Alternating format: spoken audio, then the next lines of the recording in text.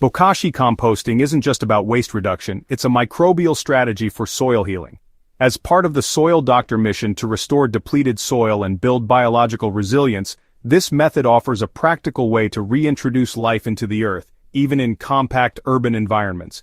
Unlike traditional aerobic composting that relies on oxygen and heat, Bokashi uses fermentation.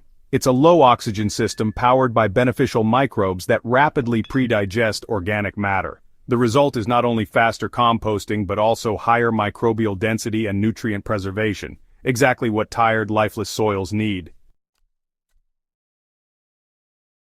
The first step in my Bokashi composting process begins with preparing the system. I start by assembling 2 clean plastic buckets, both around 5 gallons in size.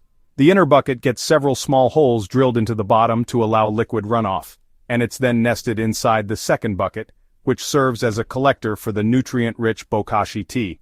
This simple 2-bucket system is compact, airtight, and perfect for urban spaces or garden sheds. If I have time, I'll install a spigot near the base of the outer bucket to easily drain the tea, though it's not essential to the process. Once the bucket setup is ready, I prepare the Bokashi bran. This bran is the microbial engine of the whole system. I either purchase it pre-made or create my own by inoculating wheat or rice bran with a mix of molasses and a microbial starter culture containing lactic acid bacteria, yeast, and phototrophic bacteria. After fermenting the mixture for several days, I dry it thoroughly and store it in an airtight container. Keeping it dry and sealed ensures the microbes remain viable until they're ready to go to work. With the bucket and bran in place, I begin adding food waste. The first layer at the bottom of the bucket is always a light sprinkle of Bokashi bran. On top of this, I add a handful of kitchen scraps, fruit peels, bread, cooked rice, eggshells, even meat or dairy.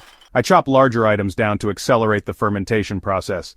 After adding the food waste, I immediately sprinkle another handful of Bokashi bran over it, gently pressing the layer to eliminate any trapped air. Then I seal the lid tightly. This layering and compacting process continues each time I add more scraps, always sealing the bucket right after to maintain anaerobic conditions.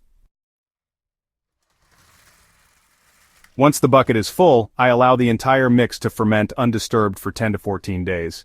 During this period, microbial fermentation takes over. The result isn't compost yet, but what I call pre-compost, a sour-smelling pickled mixture teeming with microbial life.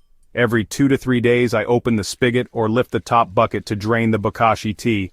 I dilute this tea at a 1:100 ratio with water and apply it to the garden as a root zone drench.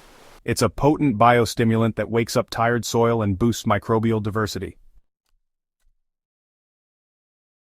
After fermentation, the final step is soil integration. I dig a trench about 6 inches deep in the garden, raised bed or planter box and bury the fermented material. Then I cover it with soil and allow it to break down fully over the next 2 to 3 weeks. During this time, the native soil microbes continue the decomposition process, transforming the pre-compost into stable humus. I never plant directly into freshly buried Bokashi material because the acidity can damage young roots, but after a few weeks the soil is soft, dark, and alive. This entire method, from food scraps to enriched soil, takes just 4 to 6 weeks. It's a powerful microbial solution for soil revival, even in compact urban spaces. For me, it's more than composting. It's a strategy to restore biological balance in degraded soils. With each bucket I bury, I'm not just reducing waste, I'm building living soil from the inside out.